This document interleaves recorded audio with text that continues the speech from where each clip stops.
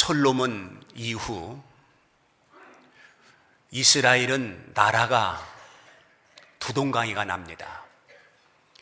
북쪽은 여로보암을 중심으로 이스라엘이라고 하는 국호를 가지고 나라를 세우게 되고, 남쪽은 르호보암을 중심으로 유다라고 하는 국호를 가지고 나라를 세우게 됩니다. 약 주전 1000년경 이야기입니다. 그런데 이스라엘 백성들은 성전 예배를 아주 귀하게 여겼습니다. 북쪽 이스라엘은 성전이 없습니다. 그래서 남쪽 예루살렘 성전에 예배를 드리기 위해서 그들이 오고 갔습니다. 이때 이스라엘의 왕이나 혹은 정치가들이 남쪽에 내려갔다가 머무르면 어떻게 될까 해서 단이라는 곳에 금송아지를 만들어 놓고, 이 금송아지가 하나님이라, 여기서 하나님을 섬기라, 그들을 그렇게 이끌었습니다. 이스라엘의 왕들이 대부분 다 악하지만 그 가운데 7대 왕 아합이라고 하는 왕은 아주 악한 왕으로 등장을 합니다. 그는 금송아지를 섬겼을 뿐만 아니라 자기 아내 왕후가 데리고 온 바알신과 아세라신을 아울러 섬기게 했습니다.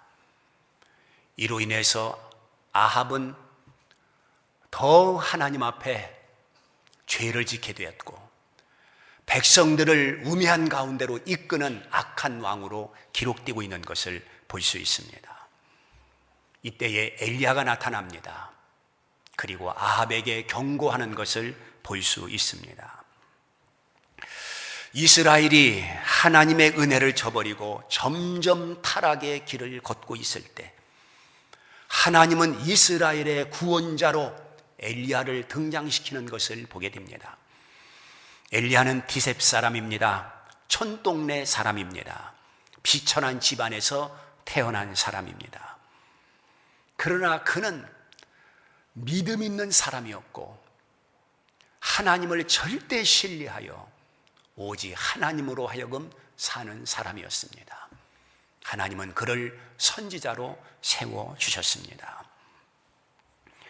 이 엘리야는 하나님의 사심과 하나님의 능력과 하나님의 행하심을 그대로 믿었기 때문에 믿음의 담력과 용기를 가지고 살았습니다.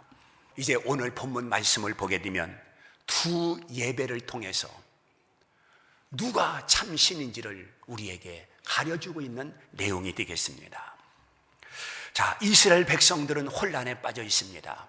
천지 만물을 창조하신 분이 과연 누구냐? 하나님이냐 바울이냐? 살아계셔서 응답하시는 신이 과연 누구냐? 하나님이냐 바알이냐? 백성들은 바알과 하나님 사이에서 혼동을 일으켰고, 바알과 하나님 사이에서 갈피를 잡지 못하고 무엇인가 그들은 갈등하고 있었습니다. 이때 누가 진짜 신인지 백성들 앞에서 증거하도록 엘리야는 갈멜산에 제단을 만들어 놓고 자기가 믿는 신에게 기도를 통해서 불이 내려와 재물을 사르는 그 신이 있다면 그 신이 바로 참신이라. 이래서 바알을 섬기고 아세라를 섬기는 850명의 선자들이 갈멜산에 이제 대결을 위해서 오게 되는 것을 보게 됩니다. 보십시오. 지금 하나님이 참신이라고 하나님을 증거하는 선자는 오직 엘리야 한 사람밖에 없습니다. 그런데 바알신이 참신이라고 주장하는 선지자는 무려 850명이나 되는 것입니다.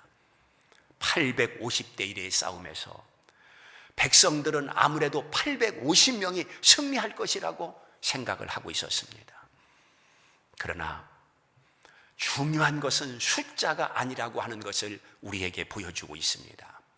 아무리 숫자가 많다 할지라도 가짜는 결국 힘없이 무너져버리고 마는 것입니다. 그러면 첫째 바알의 제단을 보시기 바랍니다. 제단을 만들었습니다. 그리고 그 위에 제물도 차려놓았습니다. 850명이나 되는 바알의 선자들이 제단을 만들었으니 얼마나 거창하게 만들었겠습니까? 그리고 화려하게 만들었을 것이고 대단하게 만들었을 것입니다. 그들은 아침부터 자기들이 섬기는 바알의 이름을 불러가면서 기도합니다. 낮이 지납니다. 해질녘이 됩니다. 그럼에도 불구하고 아무리 바알의 이름을 불렀지만은 전혀 응답의 기미가 보이지를 않습니다. 하다 안 되니 그들은 칼을 뽑아 자기들의 몸을 흠집내서 피를 뚝뚝 흘리면서 바알 신에게 애원을 합니다. 목소리를 높입니다. 그리고 불이 내려서 이 제단을 살려달라고 그렇게 소리를 칩니다. 그러나 안 됩니다. 되지 아니했습니다. 그들은 결국은 포기해버리고 말았습니다.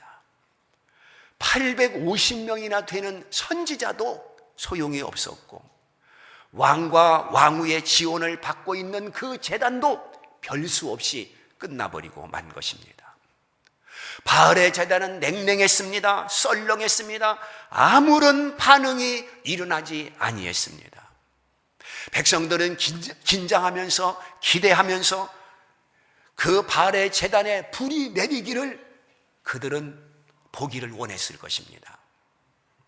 그러나 전혀 아무런 반응도 없었습니다. 무엇을 말해주고 있습니까? 세상에 수많은 종교가 있습니다. 수많은 신들이 존재한다고 사람들은 믿고 있습니다. 그러나 진정한 신, 창조의 신, 그리고 살아계셔서 오늘도 우리와 함께 하시는 신은 여호와 하나님 한 분, 바로 그분밖에 없는 줄 믿습니다. 우리는 이 신앙 위에 우리가 세워져야 되는 것입니다. 다른 신은 다 우상일 뿐입니다. 다른 신은 다 피조물에 불과한 것입니다. 오직 하나님만이 자존자요, 그 하나님만이 절대자라고 하는 것을 우리는 깨달아야 될 것입니다. 그러면 보십시오. 두 번째 말씀드리는 것은 여호와의 제단에 대해서 말씀을 드립니다. 하나님은 분명 존재하시는데 존재하시는 그 여호와 하나님의 응답을 어떻게 받을 수 있는가 하는 것을 엘리야의 제단, 여호와의 제단을 통해서 우리에게 보여주고 있습니다. 첫째는 30절에서 32절에 보면 무너진 제단을 다시 쌓아야 된다는 것입니다. 엘리야는 무너진 바알의 제단을 여호와의 제단으로 다시 쌓았습니다. 바알의 제단을 가지고는 응답을 받을 수 없고 바알의 제단을 가지고는 아무런 영향을 줄 수 없다는 것을 엘리야는 알고 있었기 때문입니다. 바알의 제단은 이미 무너진 제단이요, 바알의 제단은 이미 죽은 제단이요, 바알의 제단은 아무런 역사가 없는 제단인 것입니다. 그런데 오늘날 사람들은 속고 속으면서 여전히 바알의 제단을 붙들고 복받기를 원하는 사람들이 얼마나 많습니까? 여전히 바알의 제단을 붙들고 응답받기를 원하는 사람들이 얼마나 많습니까? 여호와 제단 외에는 아무리 특출한 신이 있다 할지라도 다 바알의 제단에 불과한 것이고 결코 응답할 수 없는 죽은 제단에 불과하다고 하는 것을 기억해야 될 것입니다. 그렇기 때문에 바알의 제단을 여호와의 제단으로 바꾸지 아니하면 결코 응답이 있을 수가 없는 것입니다. 하나님이 아닌 다른 것을 섬기며 살았던 사람들, 그것이 바로 바알의 제단이었습니다. 이제 우리는 하나님 앞에 나왔습니다. 스스로 나왔던, 누가 인도해서 여기 나왔던, 이제는 세상적인 모든 제단을 다 허물어 버리고 여호와의 제단을 수축할 수 있는 그런 믿음을 성도들이 가져야 되는 것입니다. 이미 무너진 제단, 이미 죽은 제단을 붙들고 발부둥 칠 것이 아니라 우리는 여호와의 제단 앞에 무릎을 꿇을 수 있는 성도들이 되어야 되는 것입니다. 바알의 제단은 결코 하늘이 열리지 않습니다. 바알의 제단은 절대로 응답할 수 없습니다. 바알의 제단에는 불이 떨어질 수가 없는 것입니다. 오직 여호와의 제단에만 하나님의 능력이 임할 수 있는 것입니다. 그러므로 세상의 문화나 세상의 방법이나 세상의 습관이나 이런 모든 것들을 우리는 과감히 청산하고 이제는 여호와의 옷을 입어야 됩니다.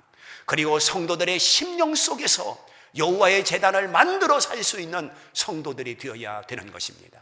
성도들이 하나님 앞에 기도한다면 그 심령은 여호와의 제단이 된 것입니다. 또한 성도들이 하나님 말씀을 들으면서 그 말씀대로 살기를 결심한다면 그 심령은 여호와의 제단으로 바뀐 것입니다. 이렇게 여호와의 제단으로 수축하지 아니하면 아무런 희망이 우리에게 없다, 그런 말입니다. 두 번째는 33절에서 송아지의 각을 떠서라고 말씀을 하고 있습니다. 하나님을 만나기 위해서는 제단을 만들어 하나님 앞에 제사를 드림으로 하나님께서 응답하셨고 이스라엘 백성들은 그 제단과 함께 살았습니다. 그런데 제사에는 반드시 제물을 필요로 했습니다. 제물 중에는 송아지나 양이나 염소나 비둘기라고 하는 것 우리 잘 알고 있습니다. 제물 드리는 자의 형편에 따라서 송아지를 드릴 수도 있고 비둘기를 드릴 수도 있습니다. 그런데 엘리야는 송아지를 선택했습니다.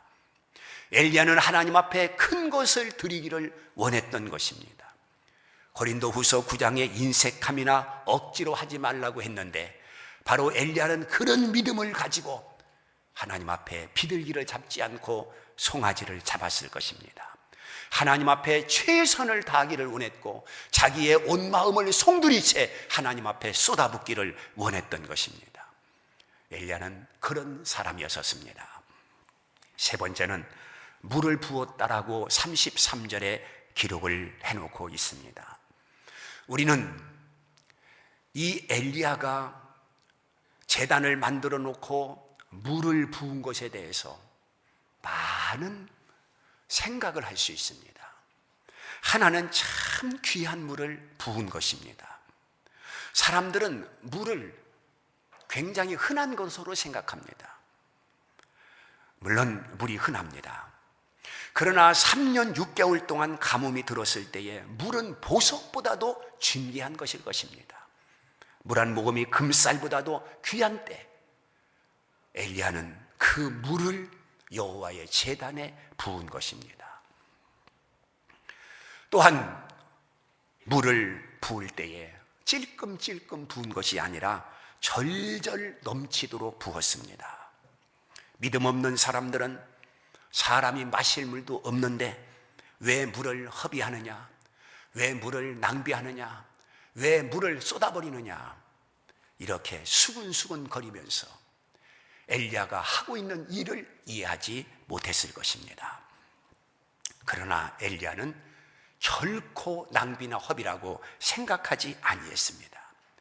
왜냐하면 여호와의 제단에 붓는 것이기 때문에 그랬습니다. 만약에 땅바닥에 부었다면 그건 낭비요 허비입니다. 그것은 버리는 것입니다. 다시 담을 수 없습니다. 그러나 여호와의 제단에 붓는 것은 결코 허비가 아니라 그것은 하나님 앞에 드려지는 또 하나의 제물이 될 수 있다고 하는 것을 엘리야는 믿고 있었던 것입니다. 그래서 그는 아낌없이 여호와의 제단에 물을 흡족히 부었습니다. 또한 이 물은 어떤 물입니까? 수고의 물입니다. 지금 엘리야가 서 있는 자리는 갈멜산 꼭대기입니다. 물을 얻기 위해서는 저 산 아래 기손강에서 물을 길러와야 됩니다. 산 아래까지 내려가서 물을 길러 온다고 하는 것은 얼마나 힘들고 어려운 일입니까? 그렇다고 한다면 이 물은 참 기막힌 물입니다. 3년 6개월 동안 비가 오지 아니할 때의 물이기 때문에 귀한 물이 뿐만 아니라 저 산 아래 가서 질러온 물이기 때문에 너무너무 기막힌 물이지 않습니까? 마치 다윗이 베들레헴에서 물을 떠왔을 때에 자기는 그 물을 먹고 싶었지만은 그 물을 떠온 그 신하들의 그 수고와 그 노고와 그 애씀 때문에 자기가 물을 먹지 않고 여호와께 부어드리는 것을 성경에서 보여주고 있지 않습니까? 바로 그런 물입니다. 그리고 이 물은 마중물입니다. 지금 하늘이 막혔습니다. 3년 6개월 동안 비가 오지 않고 있습니다. 대지는 초토화되고 메마르고 있습니다. 살 수 없는 환경이 됐습니다. 그들의 하나 같은 소원은 하늘을 바라보고 비가 오기를 소원하고 있는 바로 그때입니다. 마중물이 무엇입니까? 펌프에 물이 흘러나오지 아니할 때에 물을 부으면 물이 나오는데 그 물을 마중물이라고 그럽니다. 여호와의 제단에 물을 부은 것은 마중물이 되어서 마침내 하늘이 열리고 소낙비가 쏟아지는 것을 보게 됩니다. 하나님의 역사가 일어난 것입니다. 오늘 엘리야는 이렇게 여호와의 제단에 물을 붓게 한 것은 사람들이 하찮게 생각하고 또한 사람들이 쓸모없게 생각하는 것을 하나님 앞에 드리는 그런 믿음 없는 행위가 아니라 모든 사람들이 귀하게 여기는 것을 하나님 앞에 드리는 그런 믿음을 엘리야는 가지고 있었습니다. 왜 그렇게 했겠습니까? 그것은 우리의 정성과 우리의 믿음과 또한 그것보다도 하나님을 더 사랑한다고 하는 것을 하나님은 보고 싶어 하신다고 하는 것을 엘리야는 알았기 때문입니다. 물보다 하나님을 더 사랑한다. 그리고 믿음으로 정성으로 하나님 앞에 나간다. 하나님은 그것을 보고 싶어 하신 것입니다. 그래서 엘리야는 그것을 하나님 앞에 보여드린 것입니다. 하나님은 어떤 분이십니까?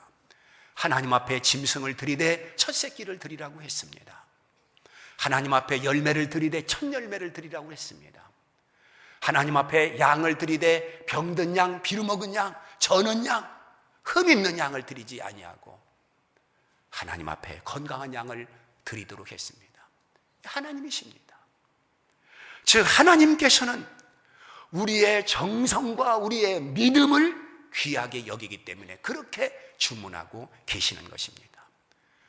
나도 먹지 못하고 나도 버려야 할 것을 하나님 앞에 드리는 그것을 어찌 믿음이라고 말할 수가 있겠습니까? 우리가 하나님의 제단에 드릴 때에 어떤 마음, 어떤 자세, 그리고 어떤 믿음을 가지고 하나님 앞에 나가야 될까를 분명히 알려주고 있는 것입니다. 그리고 네 번째는 34절을 통해서 순종이 있었습니다. 통 넷에 물을 채우다가 번제물과 나무에 부으라고 그렇게 지시를 했습니다. 지금 하늘에서 불이 내려와 그 재물을 사르는 그런 일종의 게임입니다. 그런데 물을 부으면 비록 하늘에서 불이 내려온다 할지라도 어찌 재물을 태울 수가 있겠습니까? 그래서 바알을 섬기는 그 선지자들은 코웃음을 치면서 저 엘리야가 미쳤도 대단히 미쳤다고 생각했을 것입니다. 왜 그렇습니까? 이론적으로 생각해도 또한 원리적으로 생각해도 경험적으로 생각해도 도저히 맞지 않는 상극적인 일을 지금 엘리야가 하고 있는 것입니다. 그러니 그것을 지켜보는 사람들이 지금 엘리야가 제정신이 아니라고 생각했을 것입니다. 불로 응답해야 되는데 어떻게 그 제단에다 저렇게 물을 갖다가 철철 넘치도록 붓느냐.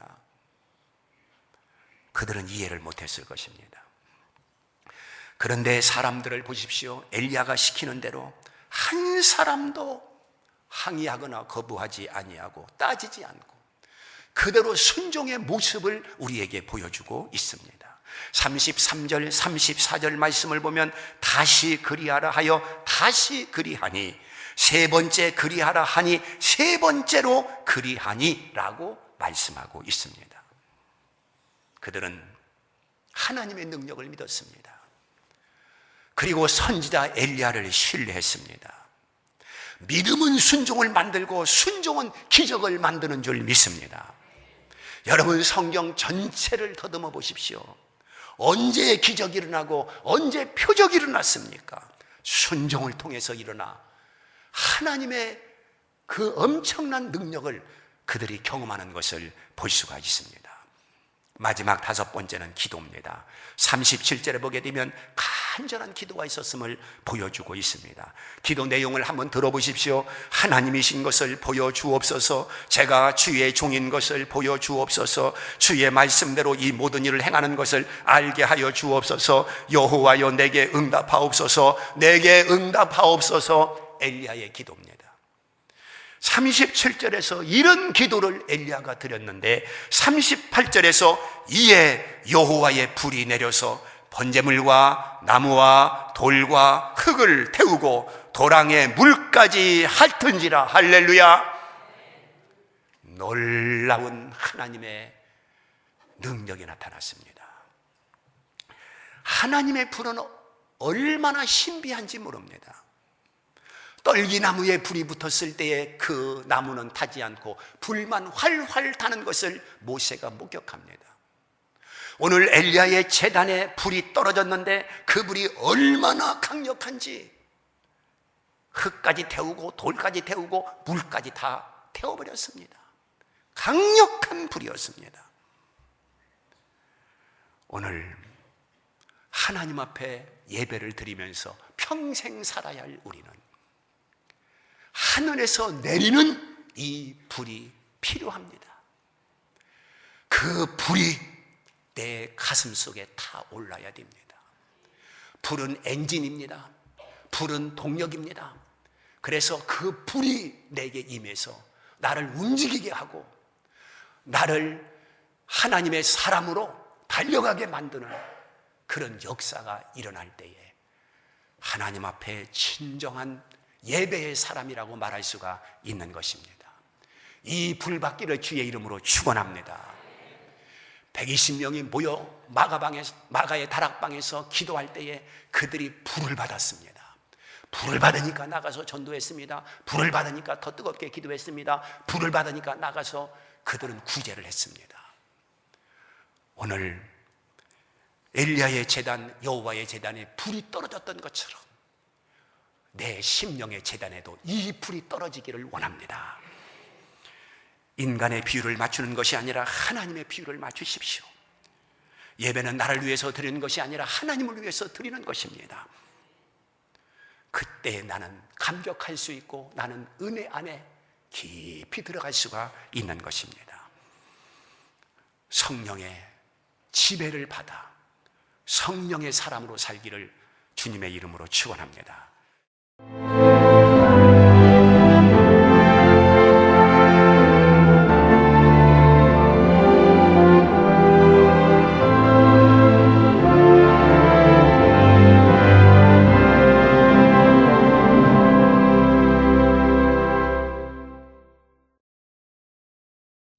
바로 여기